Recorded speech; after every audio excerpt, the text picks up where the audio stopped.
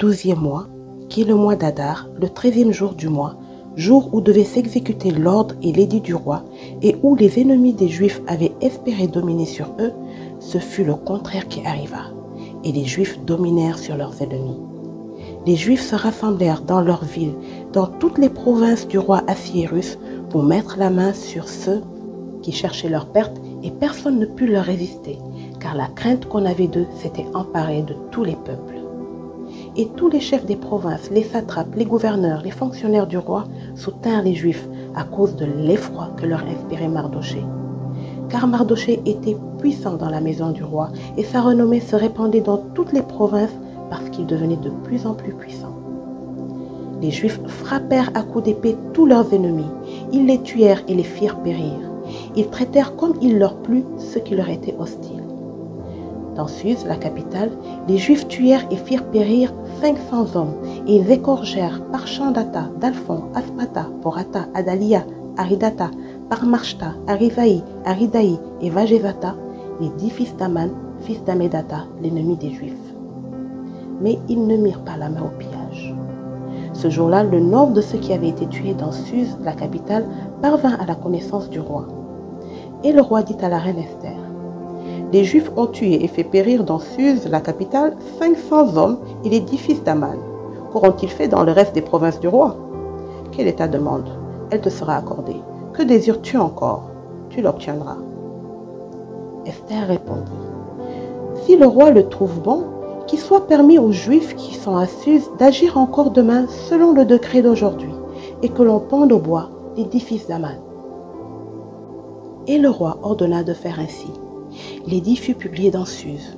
On pendit les 10 fils d'Aman, et les Juifs qui se trouvaient à Suse se rassemblèrent de nouveau le 14e jour du mois d'Adar et tuèrent dans Suse 300 hommes. Mais ils ne mirent pas la main au pillage. Les autres Juifs qui étaient dans les provinces du roi se rassemblèrent et défendirent leur vie. Ils se procurèrent du repos en se délivrant de leurs ennemis, et ils tuèrent 75 000 de ceux qui leur étaient hostiles. Mais ils ne mirent pas la main au pillage. Ces choses arrivèrent le 13e jour du mois d'Adar. Les Juifs se reposèrent le 14e, et ils en firent un jour de festin et de joie. Ceux qui se trouvaient à Suse, s'étant rassemblés le 13e jour et le 14e jour, se reposèrent le 15e, et ils en firent un jour de festin et de joie.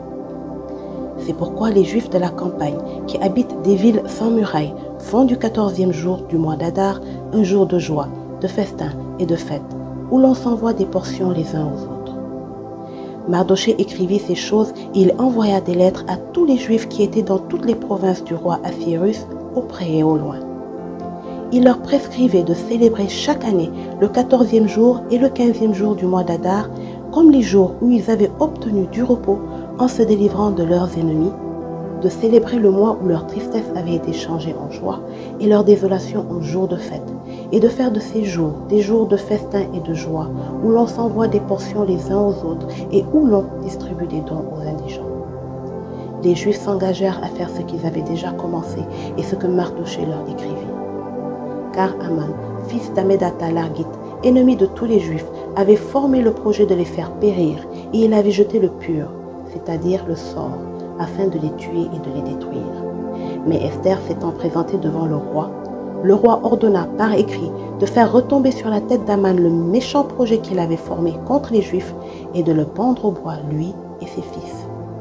C'est pourquoi on appela ces jours Purim du nom de Pur. D'après tout le contenu de cette lettre, d'après ce qu'ils avaient eux-mêmes vu et qui leur était arrivé, les Juifs prirent pour eux, pour leur postérité et pour tous ceux qui s'attacheraient à eux, la résolution et l'engagement irrévocable de célébrer chaque année ces 2 jours selon le mode prescrit et au temps fixé. Ces jours devaient être rappelés et célébrés de génération en génération dans chaque famille, dans chaque province et dans chaque ville. Et ces jours de Purim ne devaient jamais être abolis au milieu des Juifs, ni le souvenir s'en effacer parmi leurs descendants. La reine Esther, fille d'Abishaïl, et le juif Mardochée écrivirent d'une manière pressante une seconde fois pour confirmer la lettre sur les Purim. On envoya des lettres à tous les Juifs dans les 127 provinces du roi Assuérus. Elles contenaient des paroles de paix et de fidélité pour prescrire ces jours de Purim au temps fixé, comme le juif Mardochée et la reine Esther les avaient établis pour eux, et comme ils les avaient établis pour eux-mêmes et pour leur postérité à l'occasion de leur jeûne et de leurs cris. Ainsi, l'ordre d'Esther confirma l'institution des Purim et cela fut écrit dans le livre. Le roi Assuérus imposa un tribut au pays et aux îles de la mer.